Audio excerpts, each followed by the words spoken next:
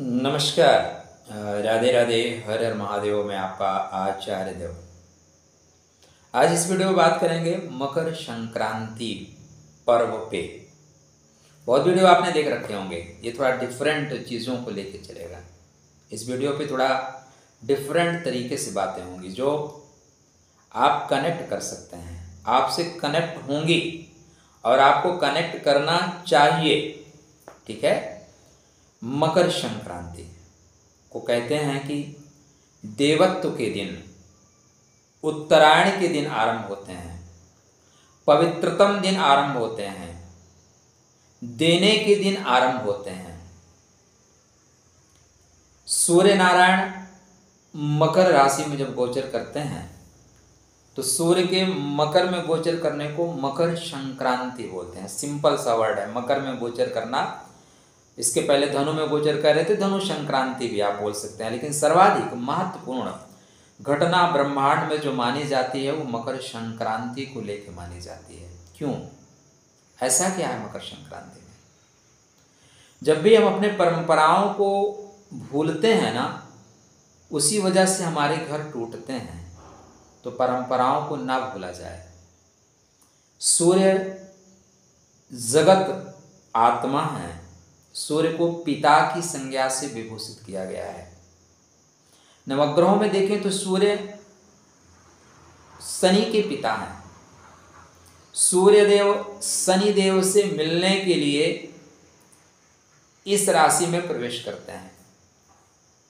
मकर राशि और कुंभ राशि शनि की दो राशियां हैं, लेकिन आप मकर संक्रांति को विशेष महत्व देते हैं। कुंभ संक्रांति कब आती है कब जाती है आपको पता भी नहीं चलता।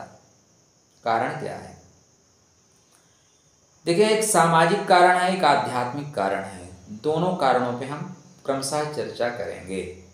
चैनल को सब्सक्राइब नहीं किया है तो कर लीजिए। यह वीडियो लाभ ज्योतिष के दृष्टिकोण से या उसके लिए लाभ को तो मैं नहीं कहता, लेकिन आपको जानना चाहिए। हमारा जो समाज है, हमारा परिवार है, वो धीरे से विघटन की ओर बढ़ रहा है। आजकल बेटे विदा होते हैं ना, तो बेटियां विदा होती हैं तो साल में 6 महीने में वापस आती हैं, और बेटे विदा होते हैं तो बेटे वापस नहीं आते। यह समाज की एक बहुत बड़ी विडंबना है। हम बच्चों को वो प्रेम स्नेह नहीं दे पाते। हमने देखा है कि अब से अपने माहौल में, हम अपने माहौल को देखते हैं, वहीं से सीखते हैं, वहीं समझते हैं। जब बच्चे कुछ नहीं कर रहे होते तो घर वाले ताना मारते हैं, बैठा घर में खा रहा है, तो कब जाएगा। और वही बच्चे जब एक दिन बाहर चले जाते हैं, फुटपाथ पे सोते हैं, रोड पे काम करते हैं, धीरे धीरे धीरे करके अपना मुकाम हासिल कर लेते हैं, बाहर घर बना लेते हैं। फिर अपने लोग कहते हैं यार तुम तो आते नहीं हो। कैसे आएगा वो? आपने जो उसको मेमोरी दी है इतनी मीठी नहीं है, को लेके आए। अब मकर संक्रांति यहीं से समझिएगा। ठीक है। सूर्य नारायण शनिदेव को टाइट करके रखते हैं, तुम ठीक नहीं कर रहे हो, ऐसा करो वैसा करो। पिता पुत्र में विरोधाभास होना बहुत स्वाभाविक है। बहुत कम ऐसे पिता पुत्र मिलेंगे जिनके बीच विरोधाभास ना हो। 1% लोग मिलेंगे, उसमें से मैं एक आदमी हूं। मेरे पिता और मुझमें कोई विरोधाभास नहीं था। हम वो दोनों एक दूसरे की बातों को बहुत सहजता से समझते थे और संभाल लेते थे। अब तो नहीं रहे। वही संबंध मैं अपनी संतान से बनाना चाहता हूँ। ऐसा जैसा हमारे पिता हमसे संबंध रखे थे वैसे ही चाहता हूँ। और अभी तो ठीक ठाक चल रहा है, भविष्य देखा जाएगा। तो पिता पुत्र का आपस में स्वाभाविक वैचारिक विरोध होता है, क्योंकि पिता निरंतर ये चाहता है कि आप निरंतर उन्नति की ओर बढ़ें। आपकी सफलता के लिए एक व्यक्ति 24 आवर सोचता है, वो पिता है। वो आपको गले लगाना चाहता है लेकिन लगा नहीं पाता। उसको लगता है गले लगा लूंगा तो कहीं नाराज ना हो जाए, बिगड़ ना जाए। क्या बिगड़, नाराज नहीं, बिगड़ ना जाए। डांटूंगा तो सुनेगा नहीं। धीरे धीरे करके दूर हो जाते हैं। तो अगर आपके पिता पुत्र की नहीं बन रही है तो बहुत दुखी मत होइएगा। ये जो डिफेक्ट है ये ऊपर से आया है। मर्यादा पुरुषोत्तम भगवान राम के अश्वमेध यज्ञ के अश्वों को पकड़ने की क्षमता किसी के अंदर नहीं थी, लेकिन लव कुश ने पकड़ लिया। बोला आओ दो दो हाथ कर लेते हैं, दो दो हाथ कर लेते हैं भाई। योगेश्वर भगवान कृष्ण 18 छोड़ी मध्य खड़े होके अर्जुन को गीता का उपदेश इतना देते हैं कि उसके ज्ञान चक्षु खुल जाते हैं, लेकिन सांब के ज्ञान चक्षु नहीं खुलते। तेंदुलकर अपने बहुत से शिष्यों को बहुत अच्छा बैट्समैन बनाएंगे, उनके खुद के बेटे नहीं सक्सेस हो रहे हैं। ये ऐसी चीज़ें हैं। तो ये ग्रहों से आता है, इसको इसलिए समझना है कि विकार मत पालिएगा। तो यदि आपके बच्चे आपके पास नहीं आ रहे हैं तो आप पिता हैं, आपको बच्चों के पास जाना चाहिए। परिवार संयुक्त रहे या जिम्मेदारी संतान के साथ साथ पिता की भी है। पिता को अहंकार का परित्याग करना चाहिए। मैं क्यों आऊँ, मैं क्यों जाऊँ, नहीं जाइए। आपका ही पुत्र है, यदि आपके अंदर अभी इस अवस्था में ये अहंकार है मैं क्यों करूं, तो पुत्र तो आपका ही है ना, वो क्यों नहीं करेगा। इसलिए अपने अहंकार का परित्याग करके जाइए, क्योंकि जगत पिता सूर्य नारायण अपने पुत्र के राशि पुत्र के घर में जा रहे हैं, लेकिन शुरू में जा रहे हैं तो ईगो के साथ जा रहे हैं, अहंकार के साथ जा रहे हैं। मैं, मेरा, मुझसे तू है, मैंने तेरे को बनाया है, मैं हूँ तो तू है, यह अहंकार रहता है। स्टार्टिंग में उत्तराषाढ़ा नक्षत्र में जाते हैं। जब तक अहंकार में रहोगे कुछ नहीं प्राप्त कर पाओगे। जैसे अहंकार का परित्याग कर दोगे, जीवन में शुभ घटित होना शुरू हो जाएगा। कैसे? ज्योतिष से कनेक्ट करिए। ज्योतिष बहुत मजेदार विषय है, इसलिए ज्योतिष सीखिए। उत्तराषाढ़ा नक्षत्र में जाते हैं तब तक बहुत घटित नहीं होता। जैसे ही श्रवण नक्षत्र में आते हैं, कौन से नक्षत्र में? श्रवण नक्षत्र में घटित होना शुरू हो जाता है। श्रवण नक्षत्र में आने के पश्चात ही गुप्त नवरात्रि आती है। गुप्त शक्तियां आपसे कनेक्ट हो जाती हैं, गुप्त रूप से आप आगे बढ़ना शुरू करते हो। आध्यात्म के जगत में आपकी उन्नति होना शुरू हो जाती है। आत्मा परमात्मा की बातों को समझना शुरू कर देते हो। श्रवण नक्षत्र भगवान विष्णु का कृपा प्राप्त नक्षत्र है, अतः प्रभु कृपा करते हैं। अगर आप अपनों से दूर हैं, ईगो पाल के बैठे हैं, मैं बाप हूँ, मैं अपने बच्चे से क्यों बात करूँ, और माला जप रहे हैं, तो सिस्टम में आप नहीं हैं सर। आप सिस्टम से दूर हैं। आपकी उम्र मुझसे बहुत बड़ी हो सकती है। अगर उम्र आपकी बड़ी है तो मुझे क्षमा करिएगा, मैं आपके ईगो को हर्ट नहीं कर रहा हूँ। मैं तो नॉर्मल ढंग से आपसे ये बातें कर रहा हूँ, क्योंकि समाज हमारा है, परिवार हमारा। अगर परिवार समाज की संरक्षण हम आप नहीं करेंगे तो कौन करेगा। तो अपने ईगो को, अपने अहंकार का परित्याग करिए, क्योंकि जगत आत्मा सूर्य नारायण स्वतः कर्म पथ पे जा रहे हैं, स्वतः आगे बढ़ रहे हैं, पुत्र की राशि में जा रहे हैं। अतः आपको संतान से जुड़ना चाहिए और संतान की बात को सुनना चाहिए। श्रवण नक्षत्र, जब आप संतान की बात सुनना शुरू करोगे, एक घड़ी आधे में कछुआद, तब क्या होगा? भगवान विष्णु की कृपा प्राप्त होगी और उसके बाद गुप्त नवरात्रि का आगमन हो जाता है, गुप्त शक्तियों का आगमन हो जाता है, गुप्त रूप से आध्यात्म की यात्रा आरंभ हो जाती है।